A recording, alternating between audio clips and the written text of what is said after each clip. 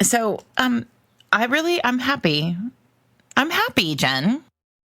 You know, I'm happy too, because I feel like this was a week where I reread a book I've read before and I read once and enjoyed it, but like reread it and was like, I had a great time. Yeah, it's a great book. Yeah. Welcome everybody to Fated Mates. We're starting right off. I'm so proud of us. I'm Sarah McLean. Consummate professionals. I write romance novels and I read romance novels. And I'm Jen Prokop. I am a romance reader and critic. And we are your hosts. We're your cruise directors on this wild ride that is Nikki Sloane's 3 Little Mistakes. Yes. And I think, have we ever really talked about erotic romance before? I mean, I guess Priest. But I don't think we ever talked about Priest through the lens of erotica, like erotic romance, because we were so busy talking about Priest in 1,000 other ways. Sure. And we had Sierra on to talk about McGreeve in season 1. And we talked about the fact then that we believe that McGreeve is the closest Cressley gets to erotic romance.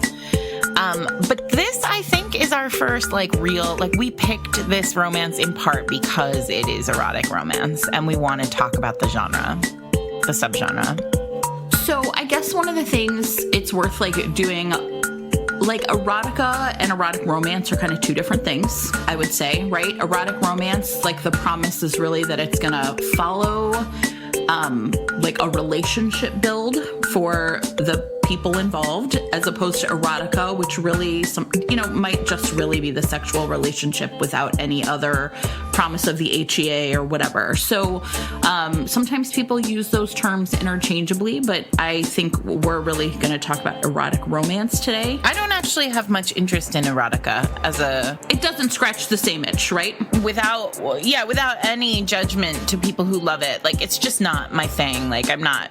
I'm not that interested in it. I'm very interested in erotic romance, though, because I feel like there's something really powerful about romances where the sex is transformative.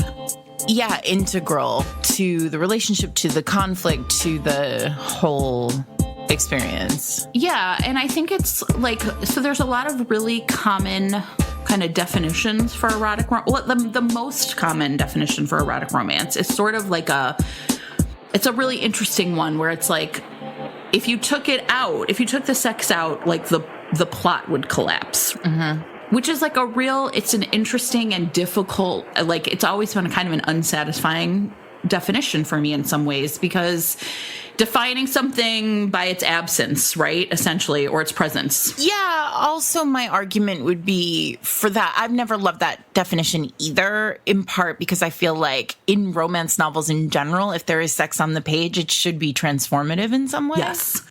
I really strongly believe that sex should always amp up a conflict in a romance novel. Right. Or deepen intimacy or show some sort of growth or progression. And I should never be able to lift. This is why I'm always really surprised when people say oh, I skipped the sex scenes. It's well, you shouldn't really be able to skip the sex scenes and still understand the story. In any romance, but in erotic romance, rather, it's so much more essential to maybe all aspects of the story. And to their characters, I think. And so yes. The definition I really like the best, actually, was Jen Porter was talking about how she sort of come around to the idea that what erotic romance should really be is 2 people who are exploring their sexual relationship and identities together and perhaps pushing each other into new and interesting directions because of it. Yeah.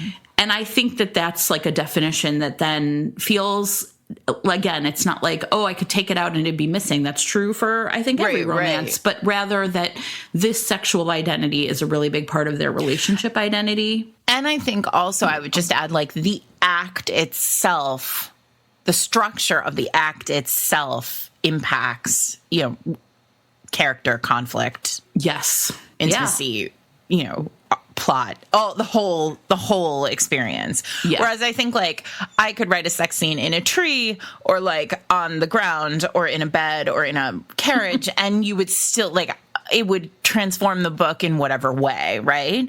Right. But it but I could sort of change the location or change the type of sex they were having, and sort of it wouldn't matter so much. Whereas I think in erotic romance, it matters, like the act, the location, like how it's happening, the sex acts themselves each do a different kind of thing. It's not always sex for pleasure in erotic romance. It's sex for, it's work. And what I mean by that is like it's doing work in the book. All the choices that are made by writers of erotic romance they're making clear choices in the sex scenes that impact the story in different ways than the choices I make in sex scenes. Right. And I think part of that and is I think it's really hard in American culture to like unpack your sexual identity and your gender identity. And that is all really complicated. It's hard to do. It's, there's such embedded kink shaming in American culture. One of the things about the way that American society is so puritanical is that people who are really investigating their own sexual identity and really trying to figure out like what that says about who they are, like for themselves. I think there's not a lot of places that we get that. And I think that's what's so interesting to me about erotic romance is like, for many people, like their sexual identity is kind of a big part of their adult identity and who they are. And yet there's so few places to talk about that or to think about that. And, and I think the charge of this is always like, of course, like, well, that's porn, right? And I think that like they're so like the vulnerability in these books when they're done well, the way that characters sort of like find like these corners of who they are is some of the most like raw stuff in romance to me. Right. It's like really unfiltered. And I think that that's what I like about it. I have been saying for years, publicly, that I believe that some of the best writing in romance, some of the best work in romance is happening in erotic romance right now. Because I feel like this is the subgenre that is really pushing the boundaries and testing the boundaries of the genre in a way. And that's in part because if you think about it, you think about the Rita Award, the erotic romance category was very new. Now, of course, the Rita has been retired. There's a new award coming, the Vivian, which I'm, great job, RWA, finally giving Vivian Stevens her due. But I want to talk about the fact that, like, for many years, that erotic romance category of the Rita didn't exist. Yeah. And then it was kind of controversial when it began. And now there has been over time, there have been a number of books that ended up in that category as finalists that I would argue are not, in fact, erotic romance.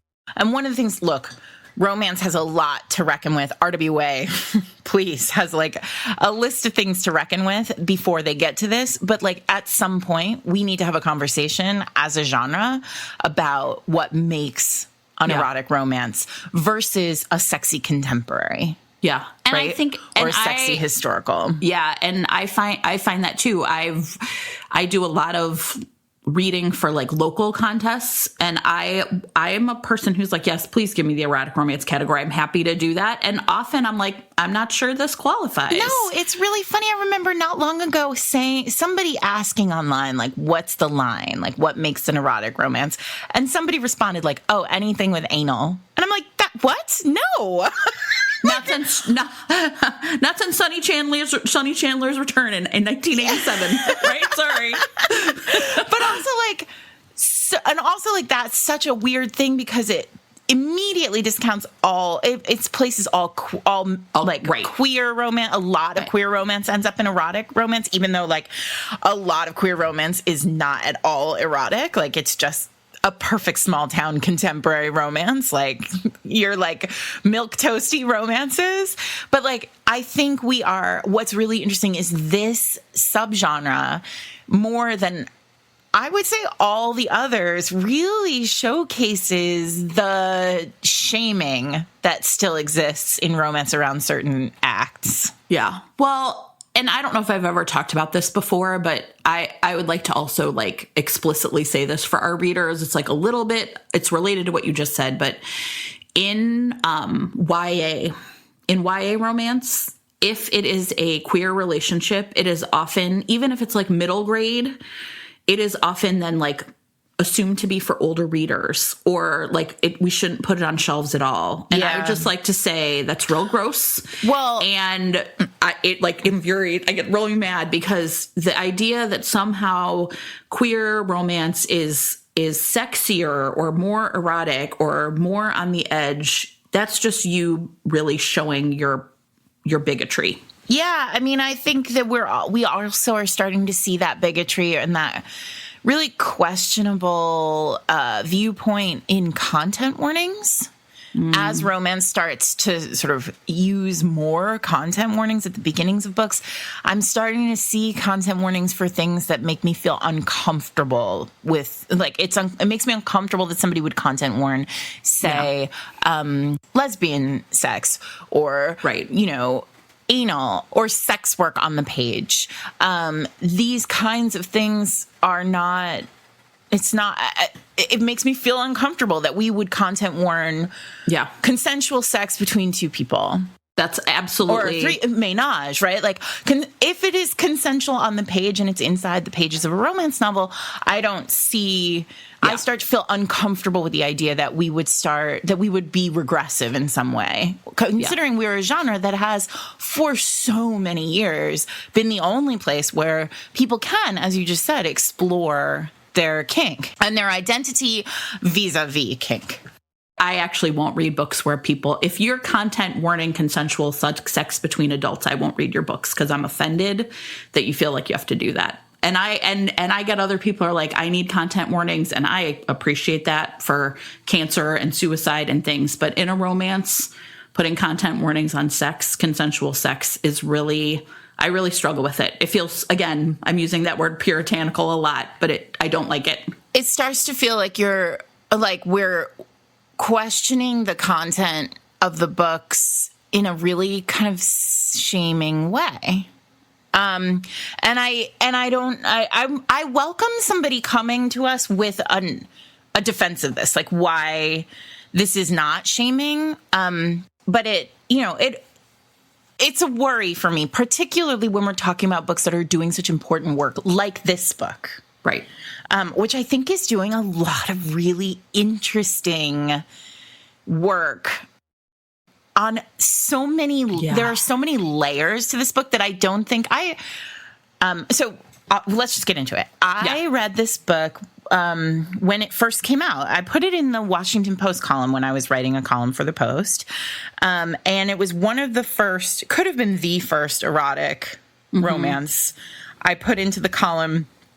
I believe that it was because I think I emailed my editor, Ron Charles, at the time and said, is it okay if I... Oh, interesting. Put an erotic romance into the Post. And he was cool. He was always cool about everything. Yeah. And he was like, yeah, it's totally fine. So it's 2015. So it was, I had been writing the column for a year and a half, probably, when this came out. And I read it. And it was the first book that I'd ever read by Nikki.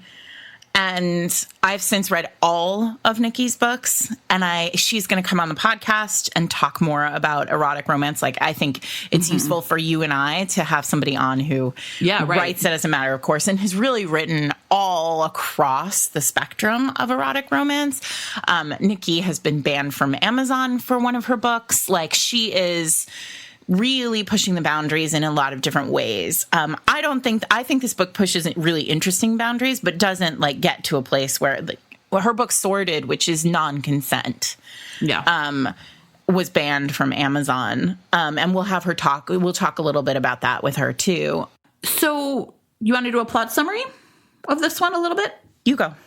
Okay. Well, let me say this is the third book in a series. It's a standalone about a place called the Blindfold Club, essentially a sex club in Chicago who the owner is Joseph. I had forgotten that it was Chicago. Oh, yeah. Nikki lives here. So I was like, oh, it feels... Oh, she does it well. I didn't know she lived there.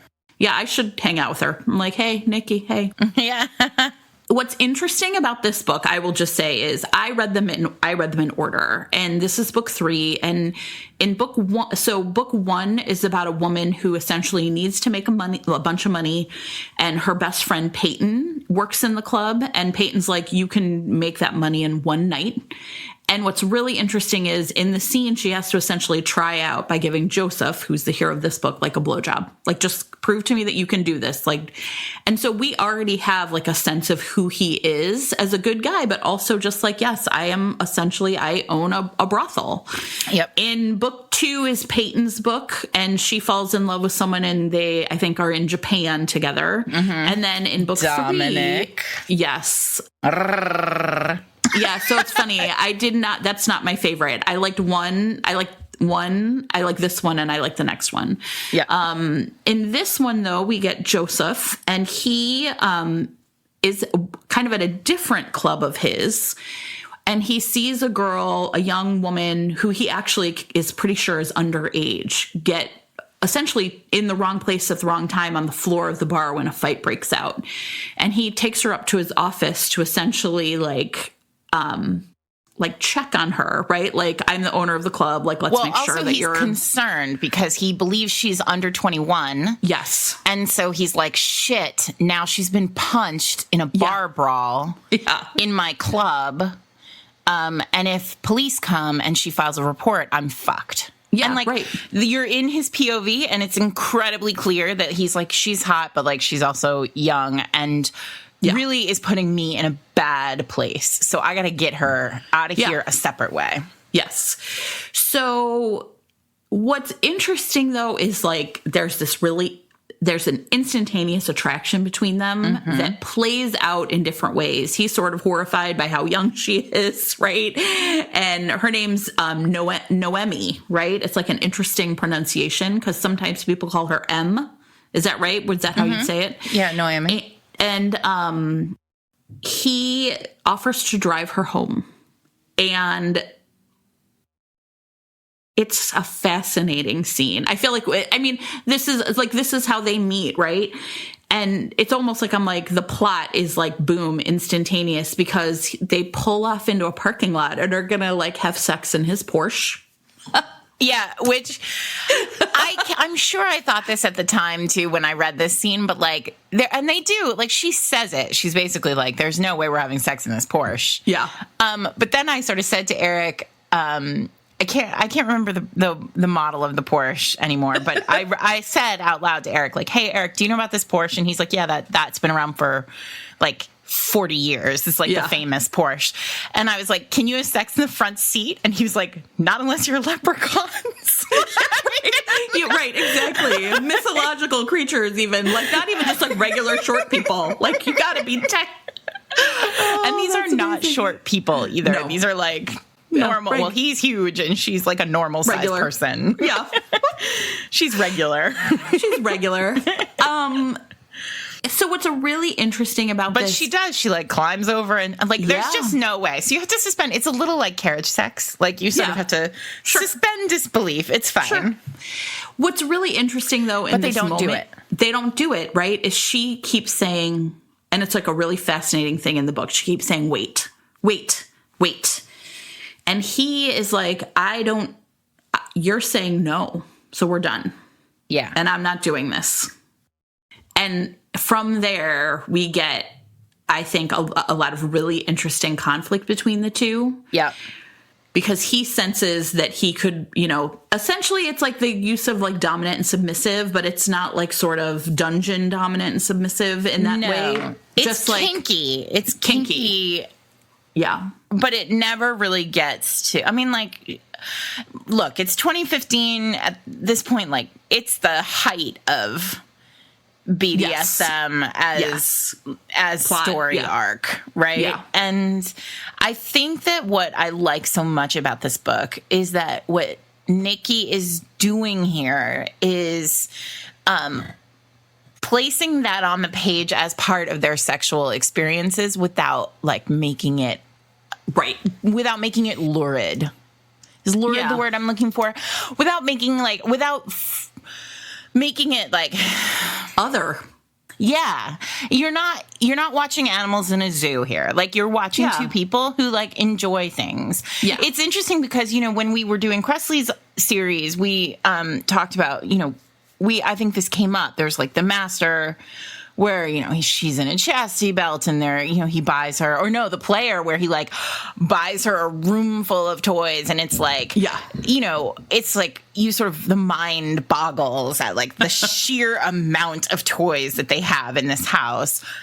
You don't have that in this book. Right. Like there's no sort of, your eyes don't go wide at the idea of any of the sex that's happening here. And I think that's a credit to Nikki's skill. Like, she seamlessly integrates all different kinds of kink into this book without ever making you feel like you're watching animals in a zoo. Right. I think, I mean, so that's it. It just felt like kind of regular, right? Like people who are interested in this life, but, you know, like sort of the Red Room of Pain Christian Grey model had sort of waned at this point, and it felt a lot more like, okay, I could kind of see that this would happen. Yeah, it's like sometimes, like there's a scene where there's like a crop, but like it's not like a huge thing. And then there's a scene where it's like, you know, he does a lot of like airplay. They do some airplay. Yes. That is like, you know, every time it happens, I'm a little bit like, oh no, that seems very dangerous.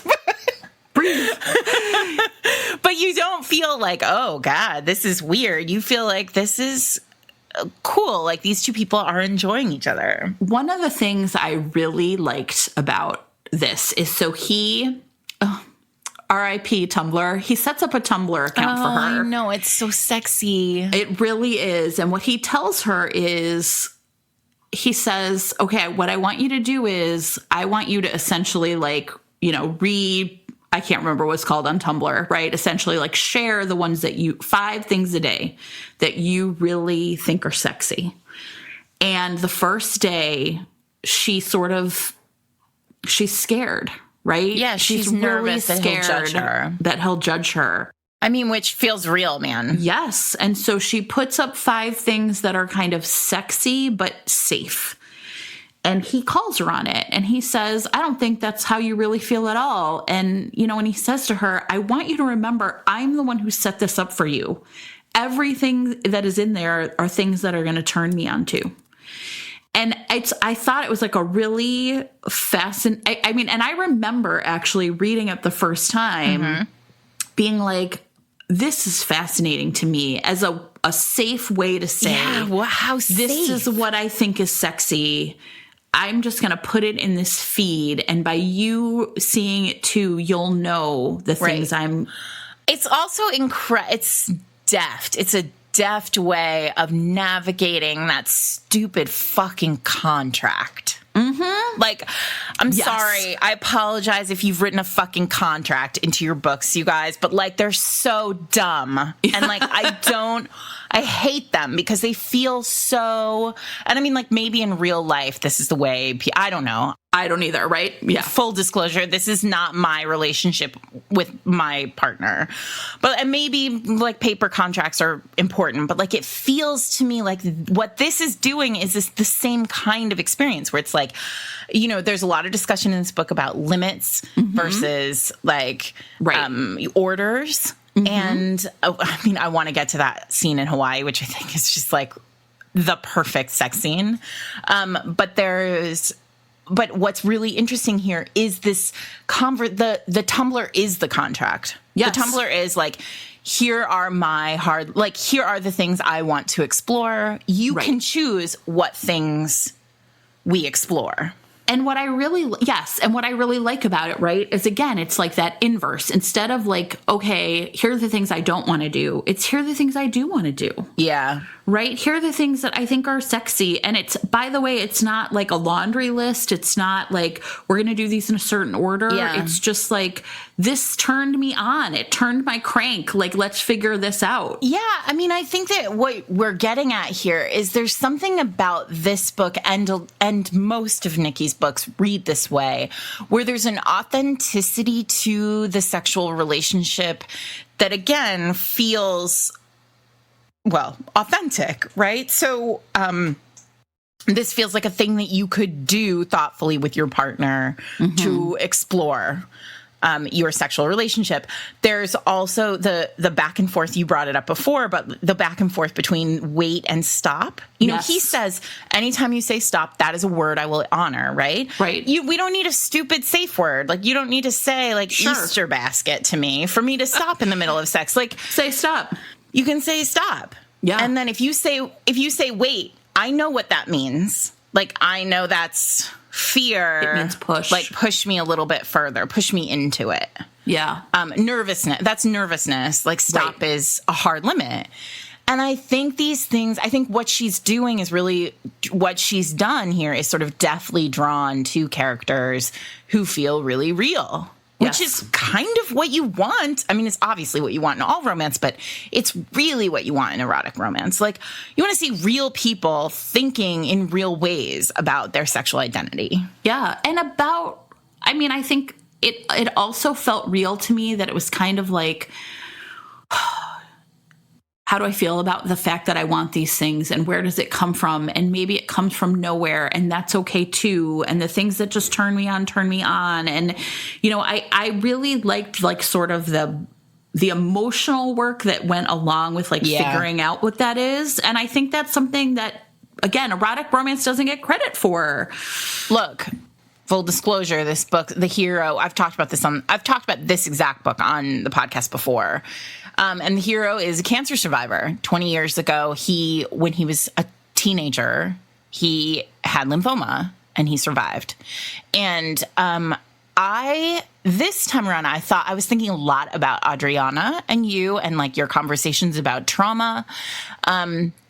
Because I think, again, first of all, it's really rare to see a hero in any romance, particularly erotic romance, who has a real authentic childhood trauma that isn't like abuse. That is like a real thing that happens to people. And I mean, not that abuse doesn't happen to people, but like a real thing that happens to, like, we've all seen cancer at some point in our life, right? Right. Cancer is one of those, it's almost like a third rail of romance in some ways, in part because it is so real for so many, because all of us have been touched by it. And it is a really kind of terrifying thing for grownups, right? Like, there's a sense of a real, like, an adult in the world, cancer is a constant sort of boogeyman. It's a real life boogeyman. And Nikki is really using that in a thoughtful way. Like, cancer, particularly, I imagine, when you have faced death in that sense as a child, like as a teen, it does shape who you are. I can see how it would make you into somebody who refused to give up control in any way. Yeah. I can see how it would build a hero like Joseph. Yeah. I guess what else I would say is, like, to me, so he tells her, right? He's like, I'm 20 years cancer free this week or whatever. And nobody else knows. Nobody else knows. And so then they have essentially like a date with Peyton and Dominic, right? And they all have sex, or actually she has sex with them, I would say, right? He really just watches and has sex with her. But it's really interesting that Peyton's like, I didn't know this, right? And so it's, again, this moment where we understand, like, he's being vulnerable with her emotionally. Yeah, he's coming undone long before. This is another sort of moment where I'm just so endlessly impressed with Nikki's writing, because you don't even realize how much he's coming undone, how early he's coming undone, until much later in the book. When you're like, oh, shit. Nobody knew he had cancer. He's never brought a girlfriend home to meet his parents. Yes. Like these kinds of things where you think to yourself, like, oh, he's been falling from for the her beginning. for a long time. Yeah. And I think that's such a trope in romance too. Like I've loved you since the start. Like God knows I've written it 1,000 times. But in this case, you know, talk about show, don't tell, right? Like Yes. Nikki has laid it on the page. The breadcrumbs are there from the start. And again, like there's a lot of external conflict where I think people think erotic romance is all internal, which is, it turns out that her dad is one of his best customers at the brothel. And and also one of the most powerful men in Chicago. Right? So dating her is like the dumbest thing he could do. Also, her father has been in love with Peyton. Yes. For a full, like he was a threat to Peyton in the last book, right? Because he wanted Peyton to leave. So we should clarify that Joseph runs this brothel. All the women who work in the brothel choose to work there. It's, you know, they enjoy, he's very clear about it. They enjoy sex. They get paid very well for the work that they do. And when they want to leave, they can leave. Right. There's no contract or anything. And so sometimes customers and workers fall in love and they end up together. And this particular customer, Noemi's father, fell in love with Peyton. But Peyton, of course, did not love him. She fell in love with Dominic and they went to Tokyo. And what's interesting is that when Peyton is returned from Tokyo, we see right at the very start of this book, Noemi's father and Peyton see each other in the club. And you see that there's a possibility that something terrible could happen.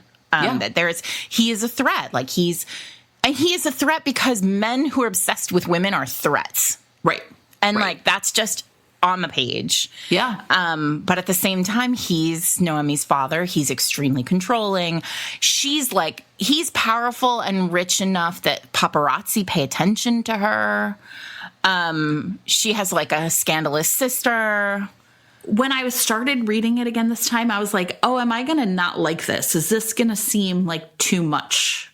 But what I ended up liking about it was I forget, I don't know how, but every time I read a book where a hero cannot resist her, right? Like I cannot resist her. Mm-hmm. It is real powerful for me. And this book really delivers. Yeah, it scratches an itch. This is a real drama-filled book. Like it's a soap opera of a book. And like there's the dad and there's this back and forth. And then there's like, you know, Joseph feels like he needs to, because remember, all of this is important because sex work is illegal, right? So he is trying to deal with the fact that like, if her father finds out, her father has all the power and the complete ability to shut him down. And what I did like was there was never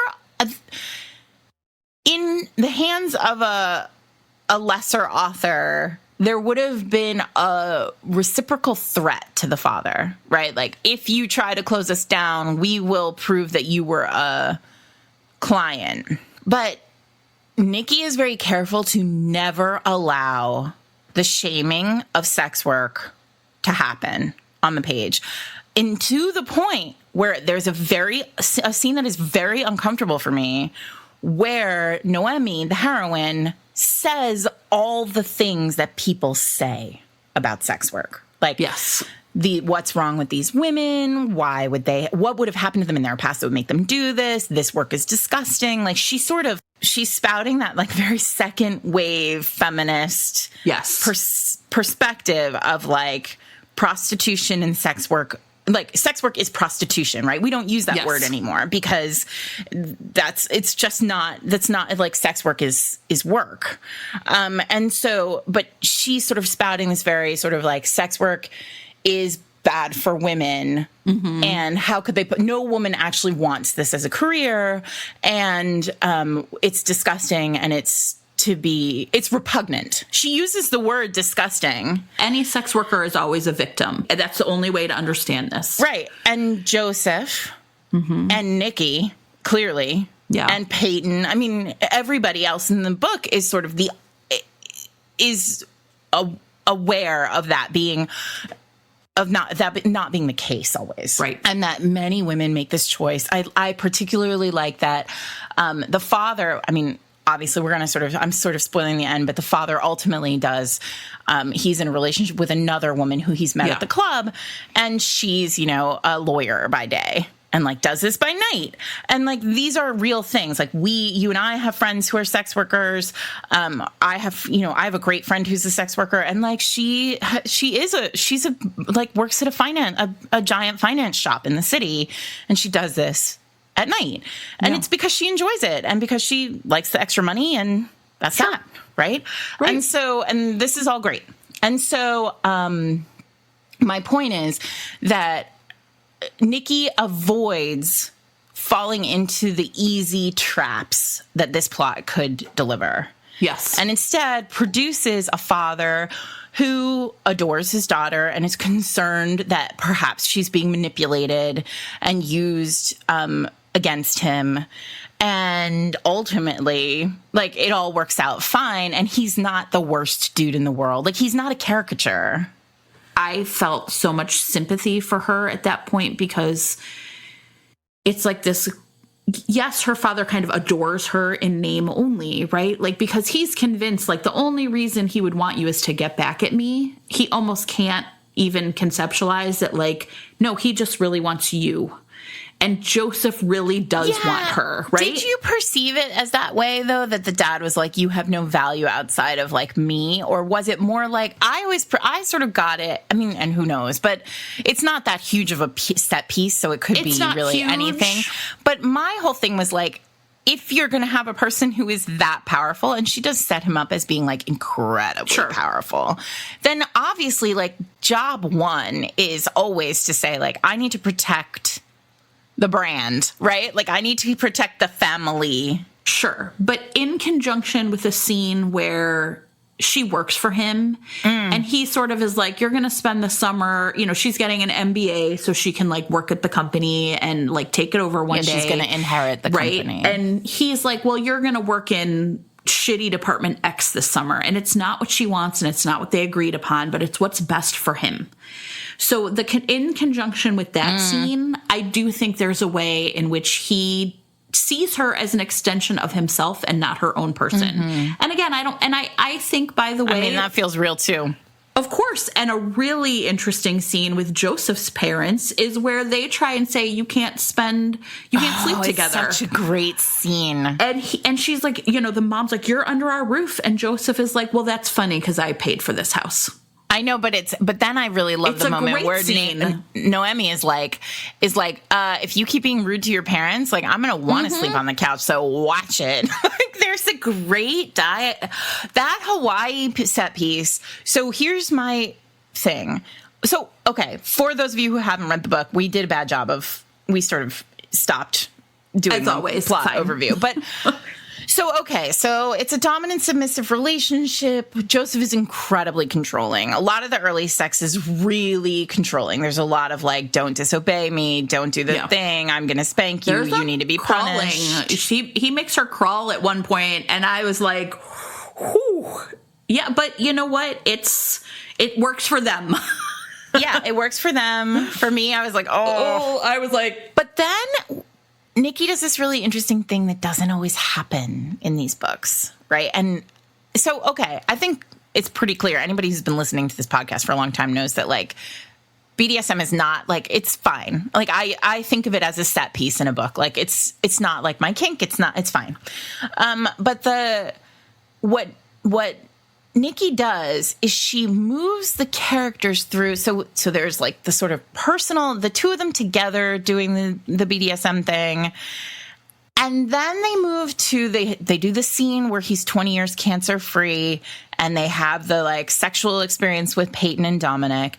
And that's very, like, dom sub play between all of them.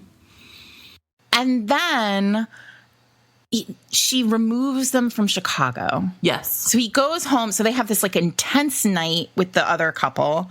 Mm-hmm. They go home and he's so moved by this idea that this woman has given him this gift for his 20-year anniversary of being cancer free.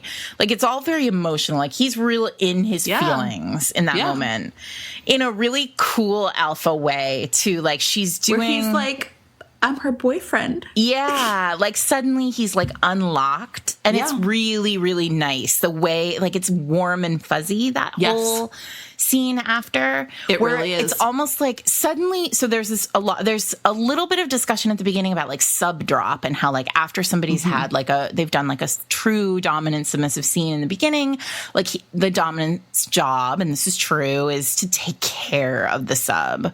And so he, like, there's a lot of idea, Nikki sort of plays with this, like, he has to take care of her. He has to comfort her. He has to, like, give her what she needs, right? There's a whole, like, Kool-Aid thing that happens. Oh, yeah. Like, she really likes Kool-Aid. Anyway, so all this stuff. And, speaking of, later in the book, there's this great line that I highlighted where it's like, he's so thoughtful. Like, he went out and he bought her favorite shampoo and put it in the shower. Yeah. And I was like, and in my head, I sort of stopped there and I thought, what a fun thing for Nikki to write into this, because I had this moment of like this big, like, dark alpha going into Rite Aid to like buy shampoo and like put it in his shower. It was really, I had this like delight. It gave me this like warm feel. Anyway, so then they do this great scene, which is really for her, like you said, like she's the one who receives, almost exclusively, she receives all of the pleasure in this whole scene. It is not, his pleasure is derived from watching her have pleasure. So she's like had this intense scene as a sub. But then she flips the whole scene. And when they get home, it's clear that he's the one who needs taken care of. Yeah. And like, there's a really emotional, again, this is, if you're a writer and you're thinking about like point of view and how to write, this is a great example of a scene that only works the way it does because we're in the hero's point of view.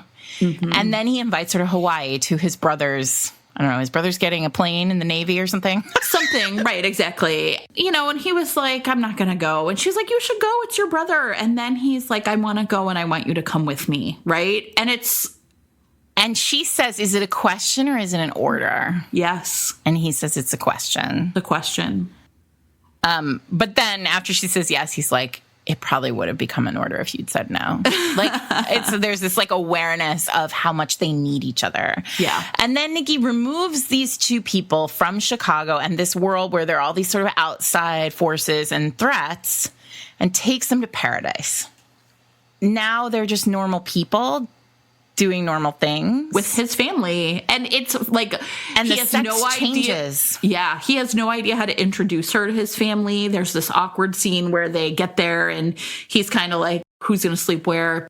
I mean, again, setting, right? Like, I don't think people are cognizant of setting in the way they should be, but this is a really great example of how you change the location that people are, you change the people that they're with, you take them out of their comfort zone, and things are going to change. Like, possibilities open up, right? And then there is that magnificent scene in the yurt during the thunderstorm where...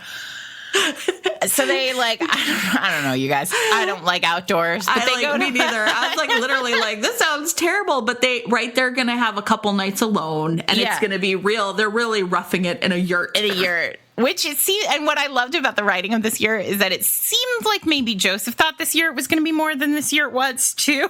Yeah, right. Which, that's all of us on vacations, right? You're like, oh my God, this would be amazing. And then you're like, disappointing. Not what I thought it would be. It's not quite glamping as they thought they were going to do. Anyway, so they're in this yurt, and what's fascinating is that Nikki's changed the setting. She's moved them from all the people that they know. Like, gone is the like chrome and glass and steel of his like sex club and his club and his restaurant and his like fancy Porsche apartment and his poor overpriced car and his like stripped down. Yeah, like gone is all that. Now they're in nature. Like, there are flowers. There's a thunderstorm. Like, his family is not rich. Like, his family is like a normal. it's just normal. Like, just everybody regular. What did you say? Regular. Everybody's just, everything is regular, but it's regular paradise, right? Yeah. Regular in paradise. And then they go to this yurt, which is a regular yurt. And they're like, and suddenly they have sex and it's different. Yeah. He's not in charge. Yes, that's right. And she's on top. And he starts to talk, and she tells him to be quiet. Be quiet. Yes. And he is like, excuse me? Like, I'm the one who's in charge. But she says, it's not an order. It's a limit. No talking. Yeah. And he respects that. But, like, of course, you as the reader are like, and me especially, right? As the reader, I'm like, yeah. Oh, yeah. Like, here we go, right? Alpha submissive, except, as Jen says, they don't exist. So, but this is like it's the closest you get to it, right? In this book, like this scratches every one of my itches, right? So there's this sense, then they have this like intense sexual experience where like, and he's like having to cede control. And again, POV, you're in his POV. And then she tells him she loves him. Yes. And it's she makes like, she in her head is like, I'm making a mistake. And I mean, well, you're not in her head, but like she says it and it's just clear, like, oh shit. None of that was not supposed to happen. He's like, oh shit. Like she said she loved me. And like he has feels. Suddenly like his heart opens and he's full of feelings.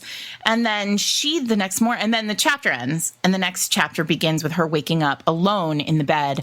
Really scared that terrified, he's gone. Yeah. Because she realizes she has made a really significant mistake. Yeah. Possibly. But. Yes. She goes outside and he's there. And he's gotten her a cup of tea because he knows she likes tea. And he says, and she's like nervous and embarrassed. And who among us has not experienced this experience of nervousness and embarrassment after a night of, amazing everything. Right. And she goes to him and she's like, is that tea for me? And he's like, don't you have a kiss for the man you love?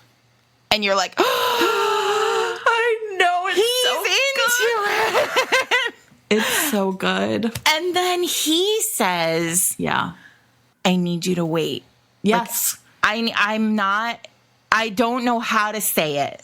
Right. But oh God, I'm it's there, so good. But I don't know what to do. And there's such a magnificent, like in the moment I was like, Nikki Sloane, you magnificent fucking bitch. Like, how did you do this? Because again, any other author would have pulled that. It would have been a different kind of experience. He easily could have escaped, headed back to Chicago. And like, there we are. We're in the dark moment of the book. I love that he's like, I can accept this right now, but I can't quite give it back to you yet. Mm-hmm. But, I want to talk, before we talk about the ending, the real ending, the other part I want to talk about is her ex-boyfriend. Because... Oh, yeah. She's had like a lover. He's, I can't remember if they were going to get married or broke up or they just broke up. And, she basically had sex with this one guy and it wasn't great. And this other boyfriend really uses her. And it feels very reminiscent kind of the way her dad does, right? Like, just do this thing for me. And I guess they go to grad school together and he wants her to like do some work for him. So even though they broke up and he's kind of like, but then there's a scene where after they have sex in her place, now again, they had been going to Joseph's place, but now they're at her place, I think is the way it works out. And it's after sex, he's in the kitchen getting her Kool-Aid. Mm-hmm. And he hears the door unlock and this asshole walks in. And another scene I really liked in this book, because I like Joseph so much. Oh, he's so good. Is he doesn't have to like fight with this guy. He just stands there and he's like, I think you're going to want to give me that key back. You're done. It felt like I'm going to be protective of her. I can tell this is inappropriate. I can see that this guy is probably dogging her, but he doesn't. It's just so matter of fact. Like, yeah, here I am. I just bang the shit out of you, then you're girl, right? And there's definitely like that sense to it, but not in a way where, again, like I would have expected other authors to have like fisticuffs or like yelling, and it just felt like, get out of here. And she's outraged, of course. How dare you? And at the end, when she says, I think like, did he even knock? Right? Did he even knock? And the fact that this is like protective of her, I don't know. I also really like the way that scene played out. There's a phrasing in that moment where she says, did he even knock? And he says, he sure didn't. He sure didn't. It's something like casual, like, and I marked the phrasing because I was like, that is a really clever way of clarifying that they're in it together. Yes, that's exactly right. He's not bossing her around. This is not Joseph being controlling. He's like, I'm with you. I understand how you feel. And there's such magnificent characterization in tiny little ways in this book. Nikki Sloane is doing ballet in a phone booth in this book. Yes, I agree. It is really terrific. And I think that's it. Like, it's so possible to like demonize him. And, you know, even at that moment where she's like, he's just so oblivious. Well, and he is. He's such a ding-a-ling. Sure. But he's not like pure evil, right? As Megan Frampton would say, he's kind of a dope. Like, yeah. You know, like, yes, exactly. The ex-boyfriend, of course. Yes. I don't know why, but I just really love that moment because it's an interaction with an ex that goes against type in a lot of ways, but really satisfied me. Everything about this book, as soapy as it is, like as dramatic as it is, it feels so real. All these people feel real. They don't feel like archetypes. They feel like fully formed characters. Like no one is all evil. No one is all good. Like, and I think that she manipulates characterization in such brilliant ways in this book and in all her others. I mean, like, I really think Nikki's writing at the top of her game. Yeah. What do you call it? The Imperial period. Yeah. Her current series, the most recent book, you know, is also, it's like it's little daddy kink. Like, and it's great. Like, she's just a superior writer. And somebody who, if you haven't read her books, like, you're sleeping on her. Can we talk about the end? Please. Because I really like the ending of this book, which is that Joseph, on his own and without her knowing, decides that he needs to disentangle himself from this sex club in order to move forward with her.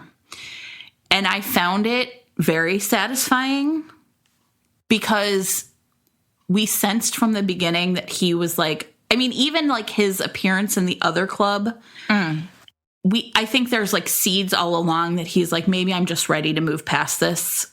Yeah. And he sets up like this like sort of structured way for like a couple of his underlings to like buy the club from him. So it's not like all purity, like I'm going to get out. He's like, no, I'm going to get my money. But just that he really understands that in order to be with her, this is going to have to like go away. And that's worth it to him. I was really impressed by this choice and the way it was written because I have recently written a sex club. It's coming out at the end of June. Daring and the Duke, pre-order now. And the heroine of Daring and the Duke owns a brothel for women. So staffed by men and women who, you know, have sex for money and enjoy it. Similar to this, like, everybody's safe. If you want to leave, you can leave. And I really struggled with what happens with the club, right? Because obviously there is a challenge to we're going to get married and have a family potentially, or we're going to live happily ever after and potentially have a family. And we can't live in our sex club. And can you really still own a sex club?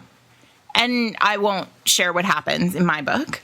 But I did not want to do away with this club because I felt like the club mattered, right? It was, I was saying something in the same way that I think Nikki is saying something about sex work being, you know, a reasonable and, you know, respectable way of making a living for people.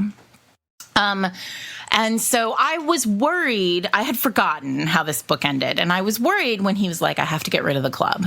And because I was like, well, wait a second, because we've just spent a lot of time making sure that readers understand that Noemi is wrong and regressive in the way she thinks about sex work. How are you going to fix this? How are we going to ride this line? And I think she really does ride the line, because ultimately the club doesn't go away. It doesn't disappear. It's just sold to another person who has been respectfully like running this club or working in this club. So so it all works out actually really nicely. I thought you wanted to talk about the concussion. Oh yeah. And I mean, it's really fascinating the way that Joseph discovers that he loves Noemi is real partner in trouble. It really is. I mean, clearly he knows, right? Because when she says it to him in Hawaii, he's like, I need you to give me a little bit more time, but I'm there. Like, he basically is very authentic with her. But so Noemi gets into a cab accident, and she hits her head on the divider between, I have to say, as somebody who, I've ridden many, many cabs and not always have put my seatbelt on for some reason in the back of a cab. And so it's weird. You sort of feel like you're it's a different conveyance. Because you're not in your own car. It's stupid. Everybody should put their seatbelt on all the time. Yeah. I do. Actually, now that I have a kid, I put my seatbelt on all the time in cabs. But so she is knocked forward. She hits her head. She calls him because she's on her way to meet him, or she's on her way, I don't know, somewhere. She calls him, she tells him, he's on the phone. He can hear it. He hears her scream. He hears the tires screech, and he hears her scream, and she says, I'm fine, I'm okay. Right, it's okay. I just in my head, I have to go do a thing. He's like, no, you wait, I'm coming to get you, right? Which is a really nice, like... Oh, yeah. Because his heart is, like, his adrenaline's flowing, his heart is pumping, like, he's like, I gotta see you. I gotta hold you in my arms, and like, oh. And she's like, it's no big deal, just let it go. And the reader's like, whew. Go to her. So he shows up. He takes her back to his apartment, and she's like, I need to go to my apartment. And there's a whole back and forth. And he doms her, right? He's like, no, you're coming back to my apartment. I need to be with you. Like, I need to hold you. And they get to her apartment, and it's clear that something's wrong, right? She's angry. She's like, I don't want to fuck you right now. And he's like, what are you saying? Like, I don't want, like, that's not what this is about. And he's starting to worry. Like, he's pushed her too far. He's not sure what happened. And we aren't either. Like, you're really like, whoa, what's going on here? All of a sudden, this is all so strange and upsetting. And as a reader, you're feeling the same way he is, where you're like, oh, he was kind of bossy, but like, was he any more like, he certainly has been more bossy. Like, when he's like, take off your pants and like, right, go fuck those other people. That feels like a much more bossy thing than like, let me take care of you after this accident, right? But I think what's really happening here is this. So you start to feel off kilter as the reader, because you're like, all that stuff that was happening while sex was happening, is that the same as real life? Like, so you start to question, like, is sex real life? Like, where is the boundary? He's questioning it because he doesn't understand. And then suddenly he breaks down the door to get to her. I love a man who breaks down a door. I love it. Love it. I mean, I've written it 1,000 times. I'm reading A Scott in the Dark, and I was like, break down those doors, sir. Thank you for your service. I mean, I love it. And I mean, I'll spoil this for Daring and the Duke, but Ewan rips a door off a hinge. And like, that's amazing. And like, I mean, I just fucking love it. Like, I like a man who's like, I need to get to her so badly that I just have to take this whole door. Just like, doors are nothing. Doors are like paper. I'm a Hulk. Amazing. I've written Bruce Banner 1,000 times. And I'm fine with it. So anyway, so he's like, he breaks down the door to the bathroom, and it's clear, like, one pupil is just blown. Yeah. And and then he's like, oh shit. And she's furious. Like, she is having a concussion, a normal concussive reaction. Yeah. And he has to get her to the hospital. He calls her father. Like, and he's holding her, and she's feral. She's gone like feral in his arms. And he says, I love you. And she cannot focus on it. And he's like, of course, it's too late, right? I mean, so good. It's so stupid good. Like, It really is. This book was great. It's so good. Good. I loved it. I loved rereading it. I thought it was fabulous. I think it's I texted Jen this morning. I really like this book. It's a real exemplar. I mean, I think, right? Like sometimes we're just like, I love this book, but I think this is a great erotic romance. Yeah. And I think again, because we really see their growth as people and their sexual relationships and the back. I think the other thing I really liked about it is often we talk about sex as being like it progresses as the relationship does, but there are moments of like what I would call almost like regression here, where they like retrench and are like protective of themselves and can I move forward in this way, and that felt real too, right? So real. It is an authentic romance in the sense that it is not a constant forward motion, right? Also, can we just for a second talk about Peyton as a character? Yes.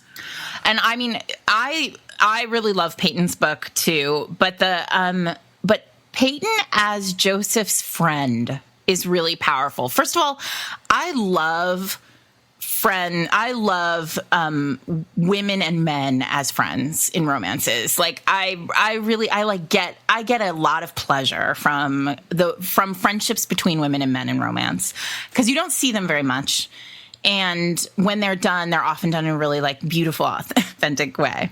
So Peyton is the reason why Noemi actually ultimately understands everything that's gone on, right? So there's the low moment. Her father turns up at the hospital, and lo and behold, the father and Joseph know each other. The father tells Noemi everything about the club. Yes. She's like, he's a pimp. Yeah. She's like, what the fuck?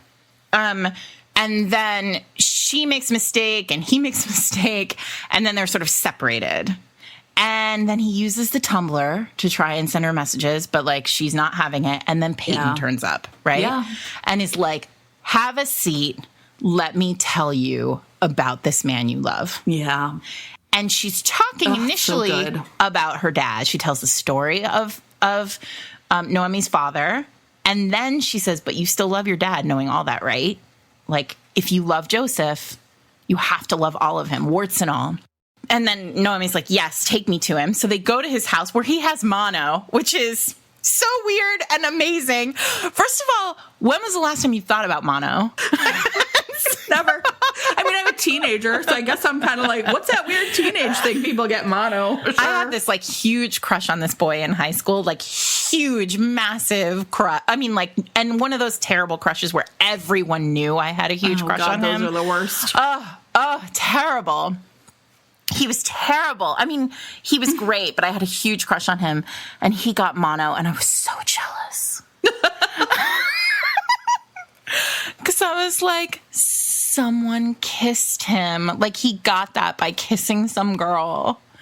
I don't think that's how you get mono always, but, like, that's the legend, and I gotta tell you, I'm not gonna say his name because, like, it's a weird name and everybody would know. I mean, whatever. Everybody knew I had he now is married and has children and surely still knows that I had a giant crush on him. But the point is that mono is one of those things you only think about when you're a teenager, and it's only through longing to kiss people that you think about mono. But then it's like, I will say, and you always make fun of me when I talk about symbolically, though it makes sense, right? Because he's just longing for her. Of course he has fucking mono. He just wants to kiss her.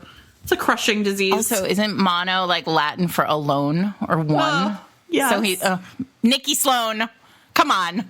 Stop being so fucking great. I love it. So anyway, they get there and he has mono, and then there's like kissing, and he's like, I want to kiss you, but I need to remind you I have mono, which is really adorable. Like, there's something so delightful about this book. Yes. Look, the truth is that we have read a lot of books over the course of 2 years of Fated Mates, and I have loved every one of them, but certainly there are some that I don't like as much, and I really like this book. Yes. I feel like this is a book that, like, it is a great read right now on day 71 of quarantine. We've got to be past 71. I'm like 171. No, it delighted me. I was delighted to reread it.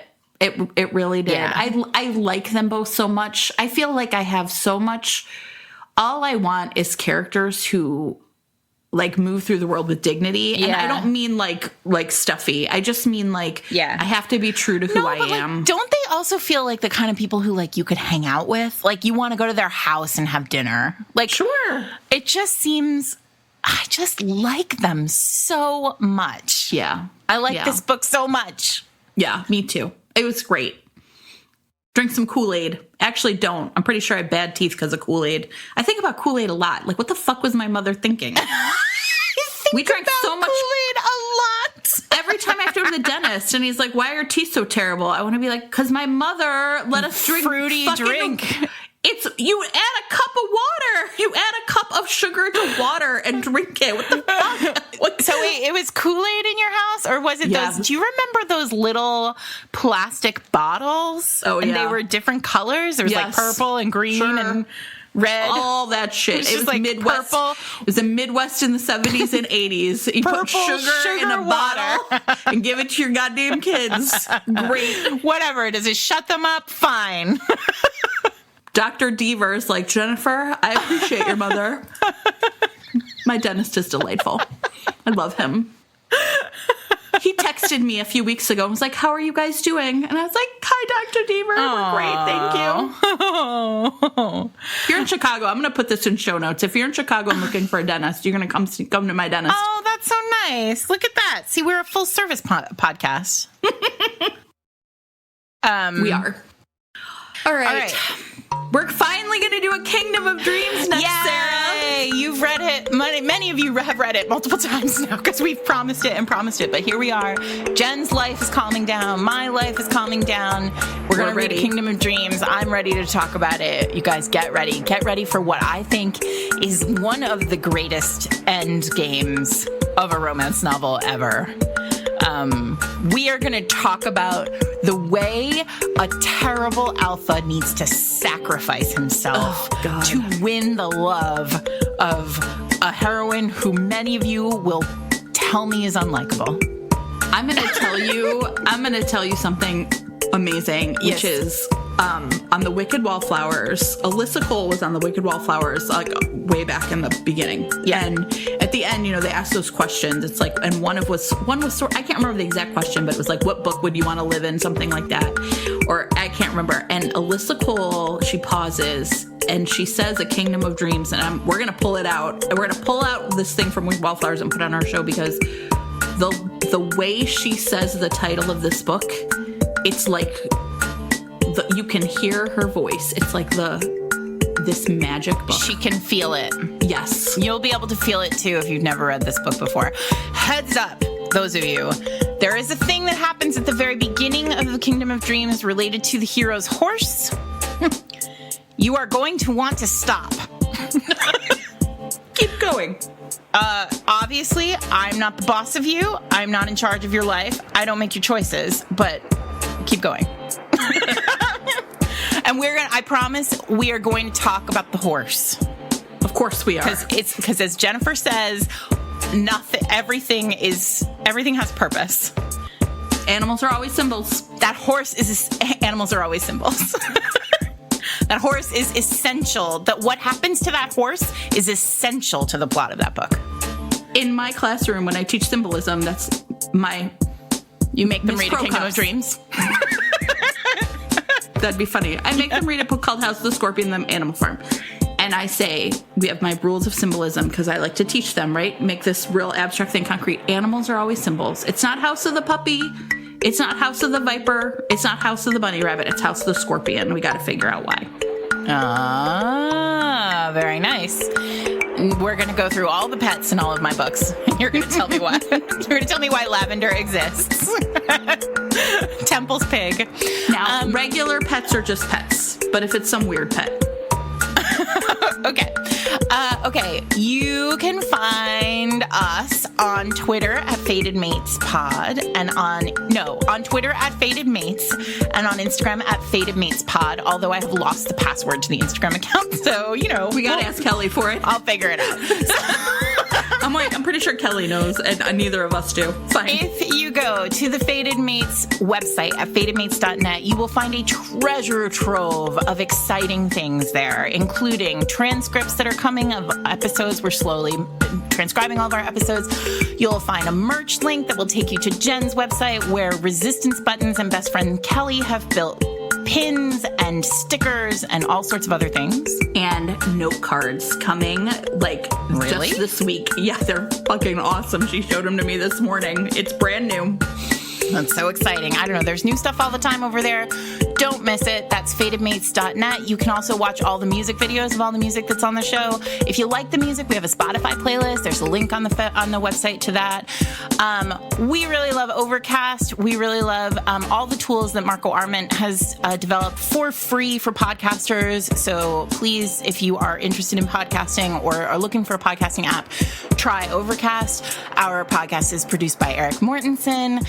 And you can call us and tell us about the book that blooded you, one of these many books that have blooded, among the many books that have blooded us.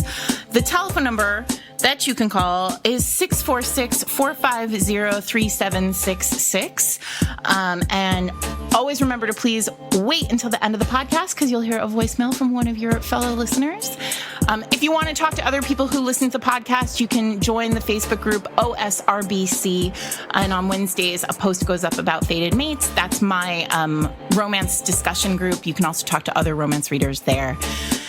And I have a book coming out at the end of June. As I mentioned, there is a brothel in it. It's owned by a woman, not a man. And it's called Daring and the Duke. You can pre-order Daring and the Duke from my local independent bookstore in Brooklyn, Word, and give a little bit of money into the New York economy. We're still closed here on day 71.